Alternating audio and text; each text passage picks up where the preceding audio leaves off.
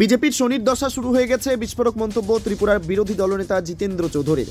মঙ্গলবার 7 দফা দাবিকে সামনে রেখে ত্রিপুরা দক্ষিণ জেলা সাবরুমে সিপিআইএম দলের ব্লক অভিযান কর্মসূচিতে পুলিশ বাধা দেওয়ায় পুলিশের সাথে ধস্তাধস্তি শুরু হয় ত্রিপুরার বিরোধী দলনেতা তথা সিপিআইএম দলের রাজ্য সম্পাদক জিতেন্দ্র চৌধুরীর।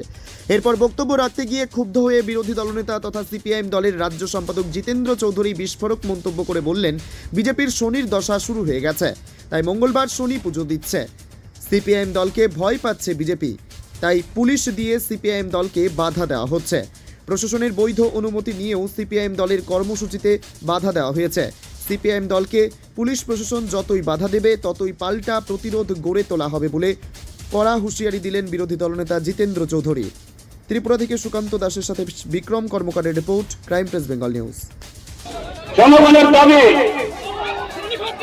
এই ত্রিপুরার সমস্ত অংশের মানুষ, আমাদের সাবরুম বিভাগ সহ যারা গত 7.5 বছর ধরে এই ত্রিপুরাজ্যকে লুটে পুটে খাচ্ছে, মানুষ তার অধিকার পাচ্ছে না। এটা যে কোনো দলের সমর্থক হোক, আমরা তাদের বক্তব্য নিয়ে এখানে এসেছি 7 দফা দাবি নিয়ে। আমরা একটু পরে আমাদের সভা শুরু করব। আমি তার আগে এসডিপি মহোদয় এখানে বলবো, আপনি প্রশাসনের প্রতিনিধিত্ব করছেন, আপনি বিডিও সাহেবকে এখানে নিয়ে আসুন, বলুন ক্ষমা চাইতে যে এখানে ত্রিপুরাজ্যের এই অস্বাভাবিক পরিস্থিতির কারণে আমি আমার এখানে আপনাদেরকে আসতে আমি একটু বারণ করেছি, কারণে আপনাদের দাবি সনদ গুলো আমরা তুলে ধরবো, এখানে আসতে বলুন। এবং এই যে জনগণ, আমরা শুধু সিপিআইএম না, আমরা জনগণের প্রতিনিধি, তাদের কাছে আপনারা ক্ষমা প্রার্থনা করুন। বন্ধুরা, এই শুনে এদিকে আসো, এদিকে আসো, এদিকে আসো, এদিকে আসো, এদিকে আসো।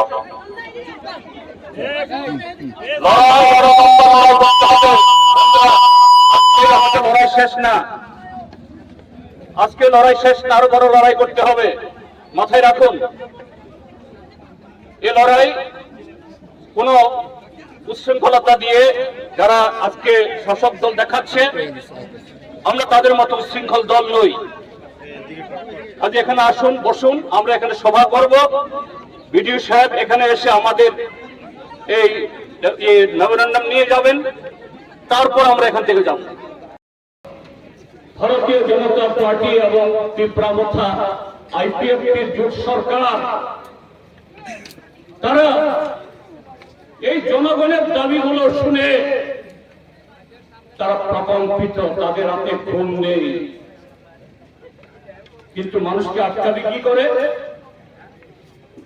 ভারতীয় জনতা পার্টিকে 2018 সালে যারা ভোট দিয়ে সরকার এনেছিলেন, তারা সব খারাপ মানুষ, এই কথা আমরা কখনো বলি না, আজকেও বলি না। 23 সালেও এ রাজ্যের সংখ্যাগরিষ্ঠ মানুষের ভোট দিয়ে তারা জিতে নিয়ে ত্রিপুরা মথা তাদের দালালির কারণে সংখ্যালঘিষ্ঠ ভোট পেয়ে তারা আজকে সরকারে, সেই সংখ্যালঘিষ্ঠ যারা ভোট দিয়েছেন বিজেপিকে, তাদের মধ্যেও সবাই খারাপ, এটাও আমরা বলি না। কিন্তু গত 7.5 বছরে এই হাজারো অন্যায়, অত্যাচার, গণতন্ত্র হরণ, মানুষের ভোটাধিকার দখল করা, জনগণের টাকা লুট করা, রাস্তার টাকা, ঘরের টাকা, জলের টাকা, বিধবা বৃদ্ধ বৃদ্ধাদের পেনশনের টাকা লুট করে খাওয়া,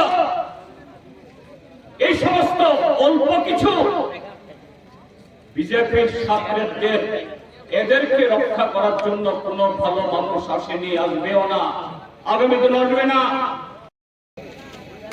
হেরেছে তারা, এই জন্য ওই ভগবানের নাম জপ করতে হচ্ছে। সে ভগবানের আশীর্বাদ পাবে না, এই শনি দেবতার আশীর্বাদ পাবে না, শনি দেবতার অভিশাপে এদের ধ্বংস অনিবার্য।